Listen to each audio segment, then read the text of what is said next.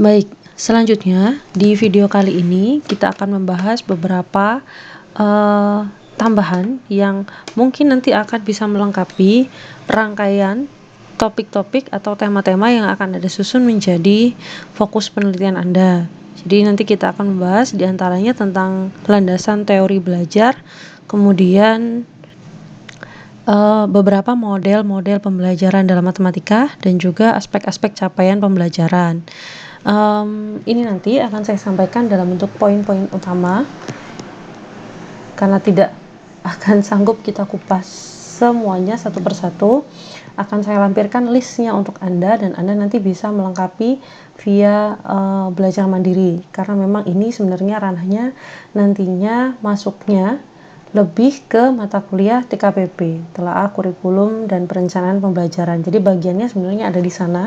Saya pun beberapa melengkapkan bagian yang akan saya jelaskan ini dari mata kuliah telaah yang saya himpun 1 tahun yang lalu, sehingga nantinya saya di sini akan menyampaikan beberapa poin-poin utama saja. Yang pertama tentang landasan teori belajar. Di sini kita mengenal ada beberapa landasan teori belajar. Kenapa kita perlu mengecek dulu apa saja landasan teori belajar?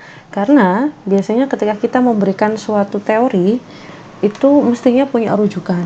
Nah, biasanya kalau Anda barangkali membaca suatu penelitian ya, biasanya kan pasti diawali dengan kalimat bahwa pembelajaran matematika merupakan salah satu yang paling utama bla bla bla dan seterusnya, atau Anda mengatakan berpendapat belajar itu adalah sesuatu yang bla bla bla, atau belajar matematika itu dianggap siswa sesuatu yang sulit bla bla dan seterusnya. Itu kan harus ada sumbernya.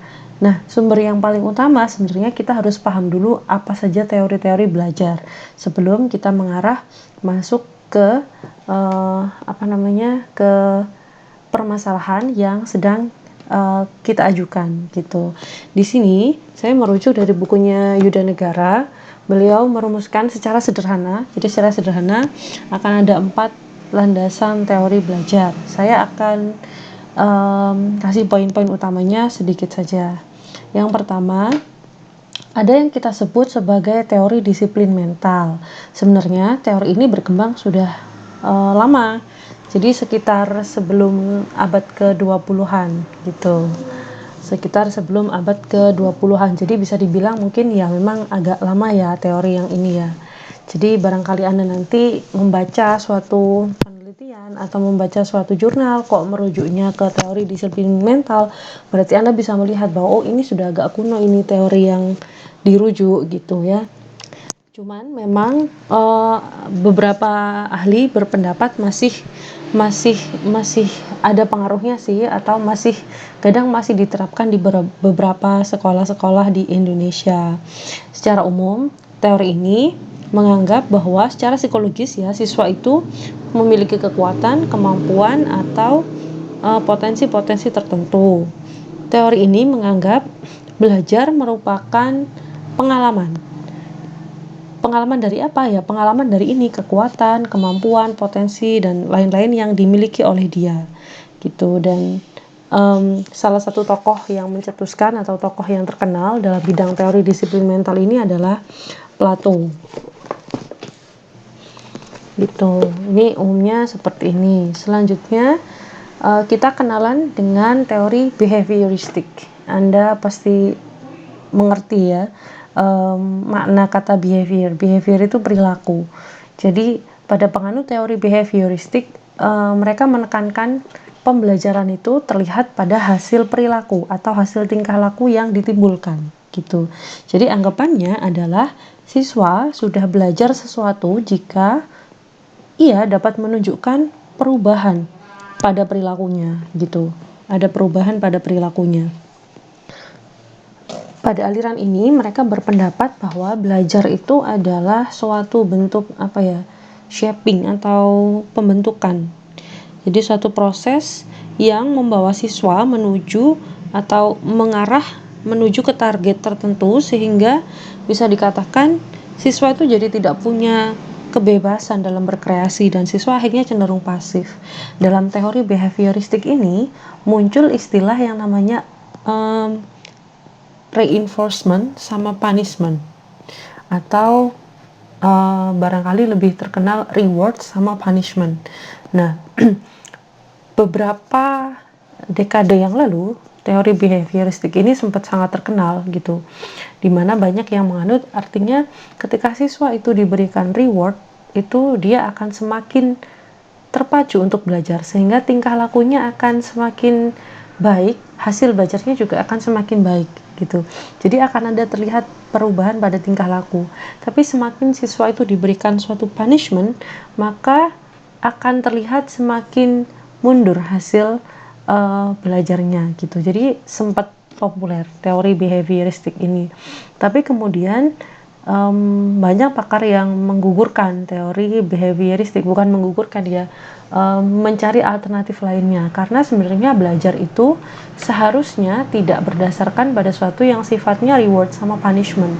Belajar itu harusnya sesuatu yang menyenangkan bagi dia gitu, terlepas dari apakah mendapatkan reward ataupun punishment.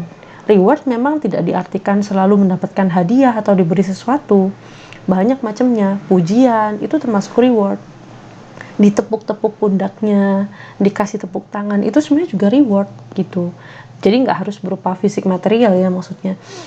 Cuman tetap beberapa ahli mengatakan bahwa seharusnya belajar itu memang karena siswa itu merasa senang, dia merasa butuh gitu, sehingga teori behavioristik ini kemudian semakin lama dia semakin memudar gitu ya, semakin berkurang gitu kepopulerannya.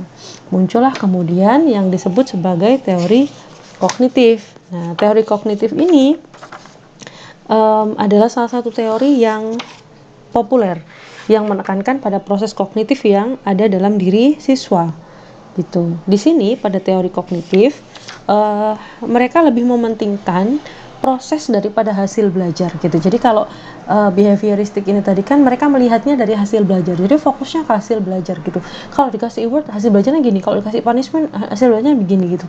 Itu itu teori behavioristik. Tapi pada teori kognitif kita lebih menelaah bagaimana proses-proses kognitif atau proses-proses belajar terjadi dalam pikiran seseorang gitu. Jadi tidak hanya ada stimulus kemudian respon, jadi tidak terbatas pada stimulus respon. Jadi kalau teori behavioristik ini arahnya mengarah ke stimulus respon, karena itu tadi kayak siswa diberikan pemicu A, munculnya ini. Kalau siswa diberi B, munculnya ini. Jadi semacam fokus ke stimulus respon. Padahal pada proses belajar siswa yang terjadi itu lebih kompleks gitu menurut teori kognitif. Dan belajar dianggapnya merupakan suatu proses internal yang mencakup ingatan, pengolahan informasi, ada emosi yang mungkin terlibat di sana, dan aspek kejiwaan lainnya yang sangat kompleks gitu, yang tidak bisa hanya diukur dari hasil belajarnya saja gitu. Sehingga dari ketika teori kognitif ini muncul, betul bahwa kemudian banyak sekali ahli-ahli yang juga mengembangkan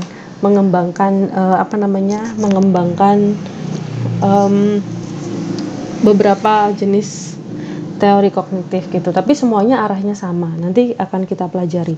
Yang keempat, ada teori humanistik. Kalau teori humanistik itu lebih ke arahnya adalah sudut pandangnya ke siswa. Jadi bagaimana siswa ketika ini, bagaimana siswa begitu, atau bagaimana siswa ini, bagaimana siswa itu gitu. Jadi sudut pandangnya dilihat dari siswa.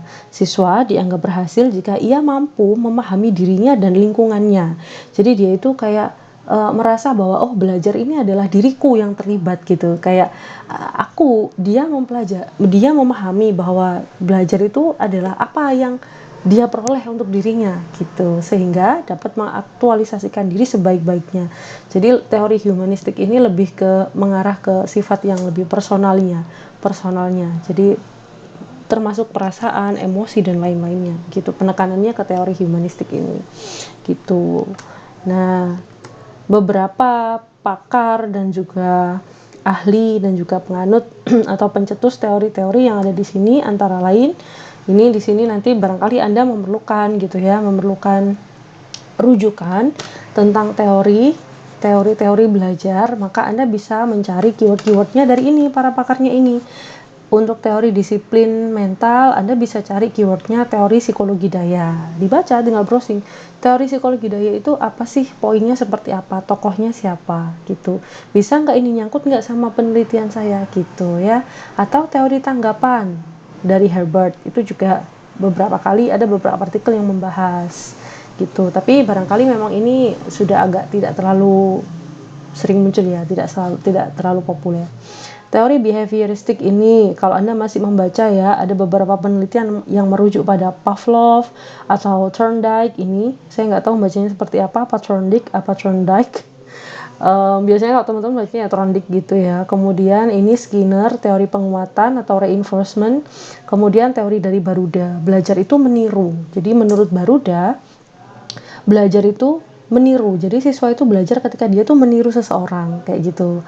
Kemudian kalau Skinner itu berpendapat bahwa siswa itu bisa meningkatkan hasil belajar kalau dia selalu mendapatkan penguatan. Kemudian menurut Thorndike itu siswa itu harus bisa mengkoneksikan sesuatu gitu, macam-macam. Dan ke semua pandangan para ahli ini, Pavlov, Thorndike, Skinner, Baruda, itu tergolong pada teori-teori kelompok yang behavioristik. Apakah tetap bisa dirujuk, Bu? Bisa. Tapi ada baiknya digabungkan dengan yang teori-teori yang lainnya. Jadi biar nggak tunggal gitu. Misalkan Anda membahas tentang pemecahan masalah misalkan, nah merujuklah pada teori yang benar gitu ya. Kalau di teori kognitif ada banyak sekali, misalkan ini teori perkembangan kognitif Piaget, ini yang paling terkenal ya, Anda pasti nggak asing ya. Kemudian teori belajar dari Vygotsky, pasti sudah terkenal. Teori belajarnya Brunner, poinnya seperti apa. Kemudian meaningful learningnya David Ausubel, ini juga Anda bisa tinggal browsing saja. Teori Gestalt, kemudian teori Van Hill. Kalau Van Hill itu lebih berkaitan ke geometri biasanya itu. Jadi kalau misalkan di sini kita sudah biasanya kalau saya dulu ya, dosen-dosen saya dulu sudah mengenalkan ini dari awal. Jadi dikasih seperti ini, silakan Anda browsing sendiri sehingga ketika kita memerlukan rujukan, kayak saya misalkan, saya itu ketika skripsi ambilnya fokusnya materinya adalah materi tentang garis dan sudut, materi SMP.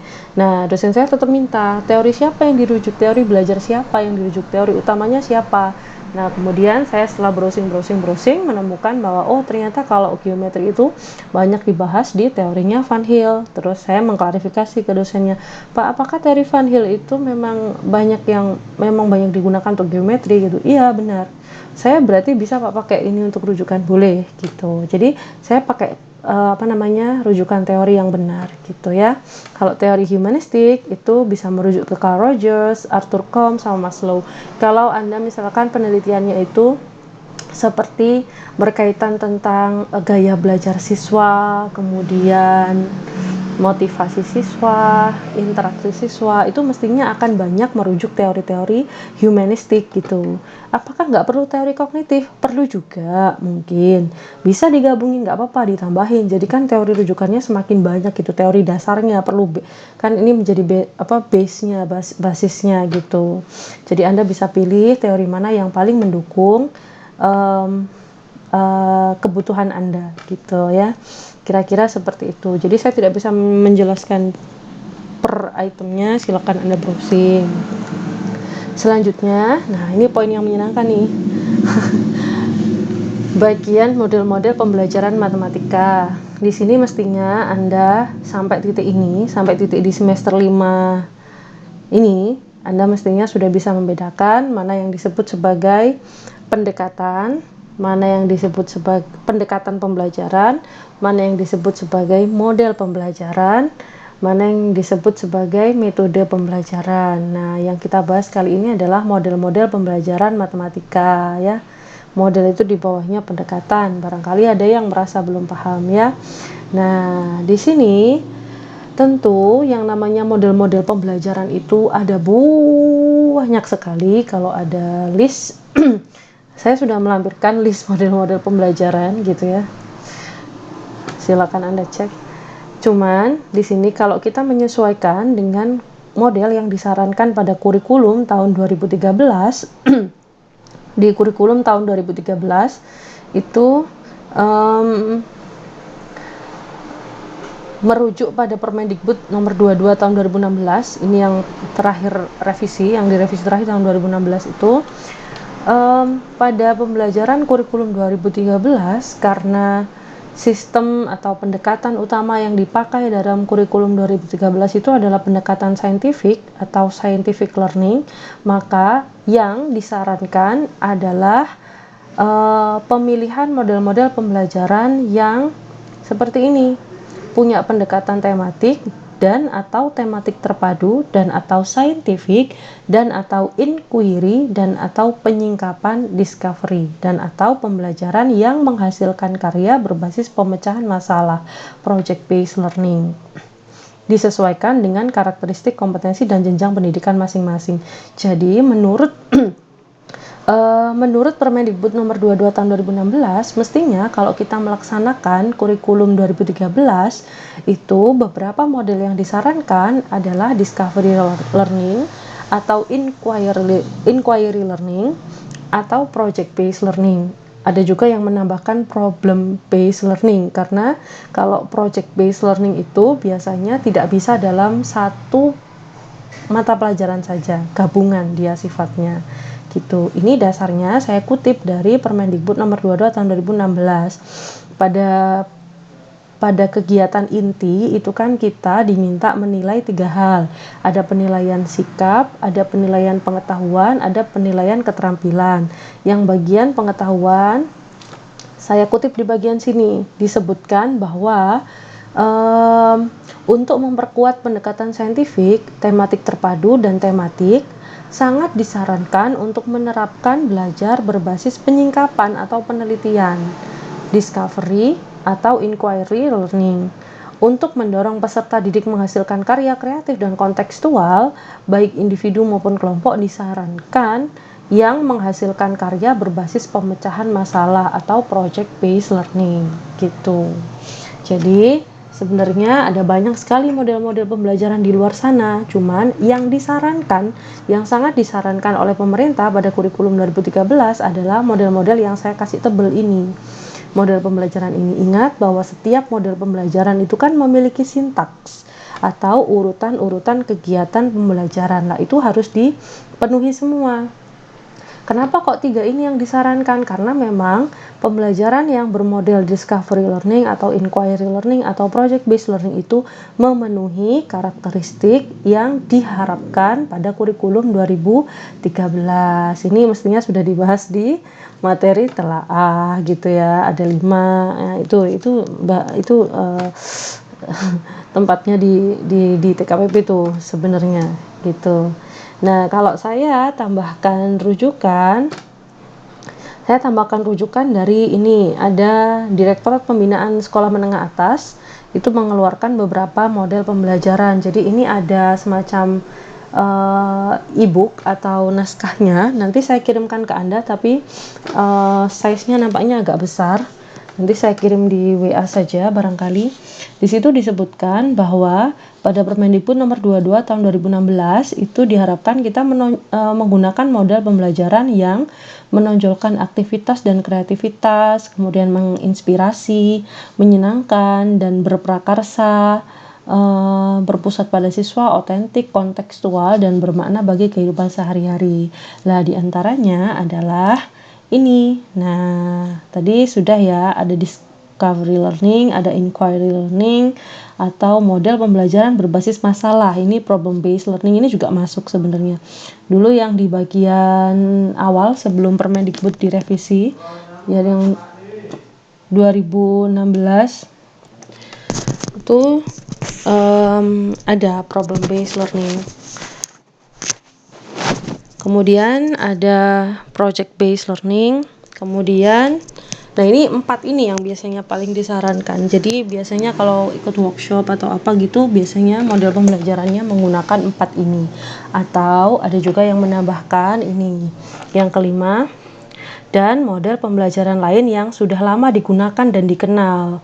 Jadi sebelum kurikulum 2013 berlaku, itu kan model-model pembelajaran ini kan juga populer. Misalkan ini Jigsaw, TPS, Group Investigation, NHT, TSTS, itu kemudian TGT, Team Games Tournament, itu juga sebenarnya dulu kan sempat populer gitu. Apakah yang seperti itu boleh digunakan, Bu? Ada beberapa pendapat yang berbeda tentang ini. Ada yang mengatakan ya nggak boleh kan, secara sintaks mereka ini tidak selalu bisa menyesuaikan dengan model saintifik gitu. Nah, apa namanya?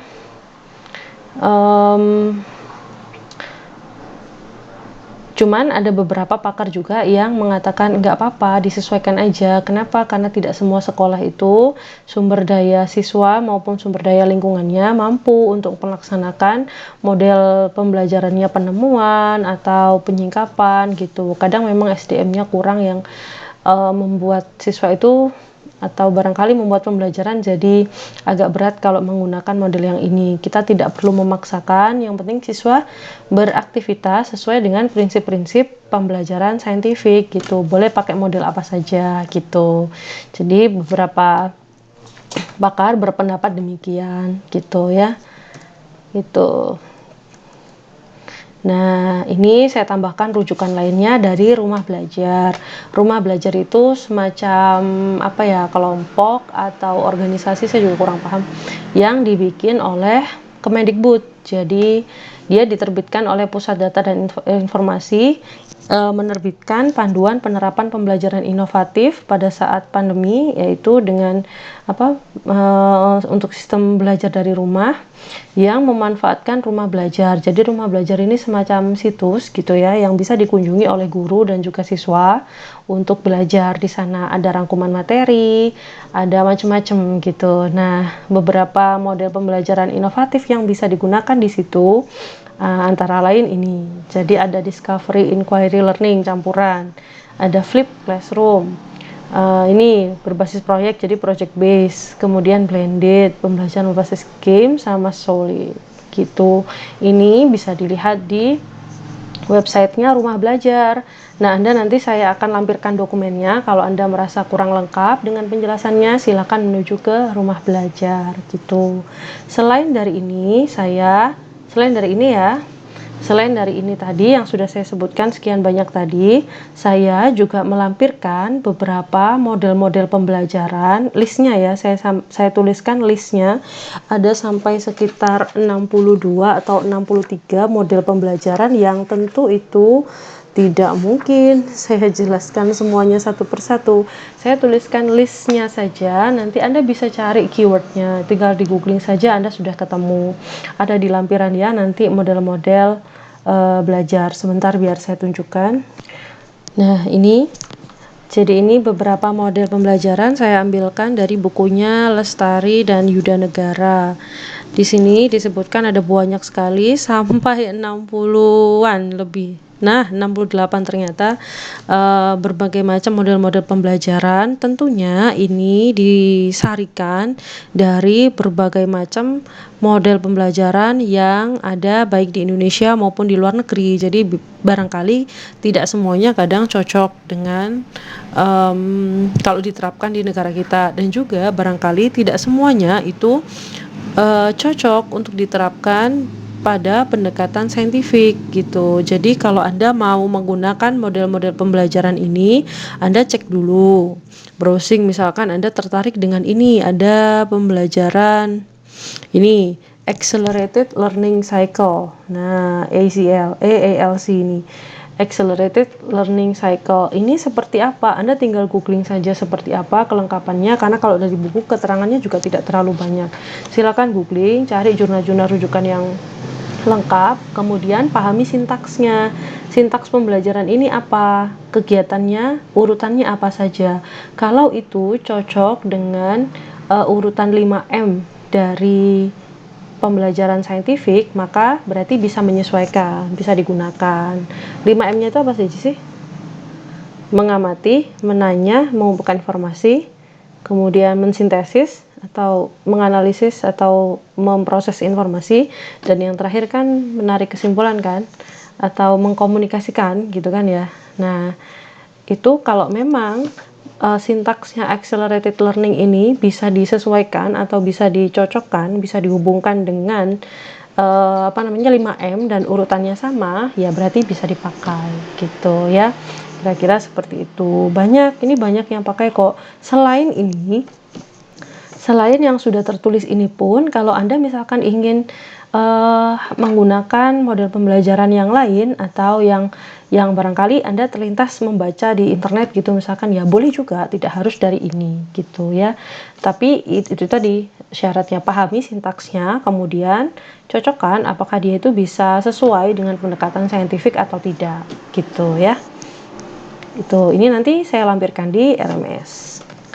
Baik, kita kembali ke sini. Jadi untuk yang model-model belajar saya sudah paparkan poin-poin utamanya. Silakan Anda browsing lebih lanjut. Kira-kira kalau Anda memang tertarik untuk melakukan penelitian yang mencantumkan atau menggunakan intervensi model pembelajaran atau melibatkan strategi pembelajaran di dalamnya, maka Anda bisa pilih dari list yang tadi atau dari yang lainnya gitu ya. Selanjutnya, bagian yang keenam adalah aspek-aspek pencapaian hasil belajar. Ada aspek kognitif, afektif, dan psikomotor dalam pembelajaran matematika. Sama ya, ini saya rujukkan dari Permendikbud nomor 22. Jadi ada beberapa aspek capaian pembelajaran. Ini juga salah satu yang bisa menjadi ide penelitian juga, seringkali diambil. Nah, di situ dijelaskan secara umum pendekatan belajar yang dipilih berbasis pada teori tentang taksonomi, tujuan pendidikan yang dalam 5 dasar terakhir yang secara umum sudah dikenal luas.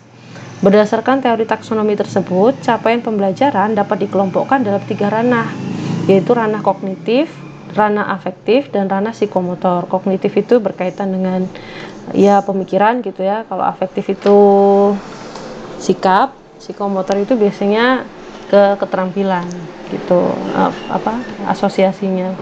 Nah, penerapan teori taksonomi dalam tujuan pendidikan di berbagai negara dilakukan secara adaptif sesuai kebutuhan masing-masing. Nah, di Indonesia itu disesuaikan sudahan gitu, diadaptasikan gitu. Sehingga kemudian menurut Undang-Undang Nomor 20 Tahun 2003 itu kita mengadopsi taksonomi tersebut yang 3 ranah itu tadi ke dalam bentuk rumusan sikap, pengetahuan, dan keterampilan. Jadi kalau Anda membuat RPP kan pasti ada penilaian sikap, pengetahuan, sama keterampilan kan. Nah, itu sebenarnya kita sedang menilai aspek kognitif, afektif, sama psikomotoriknya gitu. Nah, proses pembelajaran sepenuhnya diarahkan pada pengembangan ketiga ranah tersebut secara utuh atau holistik. Artinya, pengembangan ranah yang satu tidak bisa dipisahkan dari ranah yang lainnya. Nah, karena sedemikian pentingnya ya kita menelaah tentang aspek capaian hasil belajar ini, maka ini juga bisa dijadikan salah satu tema atau topik yang diangkat dalam penelitian gitu. Apa saja sih aspek-aspeknya gitu. Nah, aspek-aspeknya saya tidak jelasin detailnya, saya kasih listnya Anda sebentar. Nah, ini adalah beberapa aspek-aspek yang sama, saya ambilkan rujukannya dari bukunya Lestari dan Yudanegara. Untuk aspek kognitif, di situ dilistkan ada sampai 29 aspek kognitif. Ada kemampuan pengetahuan matematis, ada penalaran matematis, ada representasi, spasial, observasi, macam-macam. Anda bisa juga ambil ini, misalkan fokus penelitiannya tidak di model pembelajarannya, tapi di aspek kognitifnya boleh. Saya pun dulu mau ambil, saya pun penelitian S2 fokusnya ambil di ranah kognitif ini juga gitu ya. Boleh Anda ada yang ingin fokus ke kemampuan analogi matematis misalkan, boleh nanti digabung dengan apa, kemampuan analogi matematis dalam bla bla bla. Nah, kayak gitu ya. Kemudian kemampuan berpikir logis bla bla bla, kemampuan berpikir reflektif matematis siswa dalam mengerjakan soal trigonometri bla bla dan seterusnya, itu bisa juga. Jadi list ini silakan dilihat, barangkali Anda di antara ini ada yang tertarik untuk menjadi salah satu topik utama dari penelitian Anda gitu ya. Mestinya ini penjelasannya Anda bisa cek di Google aja langsung.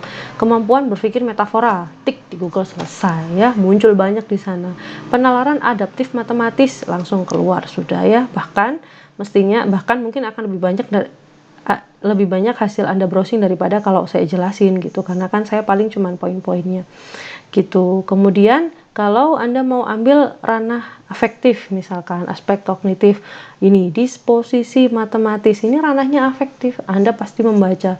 Kalau Anda list ya, search aja di opaknya IAIN, disposisi matematis, pasti ada puluhan atau mungkin ratusan judul yang berkaitan dengan disposisi matematis. Jadi skripsinya mahasiswa banyak sekali. Mau meneliti yang lainnya, monggo. Kecerdasan emosional, metakognitif, self confidence, self efficacy, ini juga banyak sekali. Silakan search penelitian di IAIN. Untuk self efficacy pasti jumlahnya tidak terkira. Kemudian kesulitan belajar, macam-macam, ini ranahnya afektif. Kalau Anda mau ranah psikomotorik misalkan, nah ini Anda bisa ambil ini, misalkan tanggapan siswa atau student perception, biasanya seperti itu, student perception in bla bla bla, atau tanggapan siswa, pendapat siswa dalam hal bla bla bla, atau pendapat siswa terhadap pelaksanaan kurikulum di masa pandemi dan seterusnya. Itu seperti itu, ranahnya psikomotor. Macam-macam. Ini Anda bisa googling, atau kalau misalkan Anda memang mau fokus di sini dan Anda tidak mendapatkan rujukan yang cukup, boleh tanya ke saya, nanti kita sharing bareng-bareng gitu ya. List ini saya harapkan bisa membantu Anda, karena dulu saya tidak mendapatkan sumber seperti ini dari dosen saya, tidak mendapatkan sumber sebanyak ini. Tentu kita mencari-cari sendiri gitu ya. Tentu mencari-cari sendiri jadinya ini ya. Dan ini juga saya yakin di mata kuliah yang lain barangkali tidak disajikan sebanyak ini gitu. Jadi saya tulis listnya saja, semoga ini bisa membantu Anda. Baik, itu tadi tentang landasan teori belajar, model-model pembelajaran, dan juga aspek pencapaian hasil pembelajaran. Jadi tinggal ada satu topik terakhir tentang proses membangun ide kreatif. Ini nanti di sini yang akan berkaitan dengan tugas yang harus Anda kerjakan ya. Evaluasi pendeknya nanti berkaitan sekali dengan proses membangun ide kreatif. Semoga yang mulai video pertama sampai yang ini itu bisa dipahami dan bisa membantu. Kalau memang kurang jelas bisa ditanyakan ya.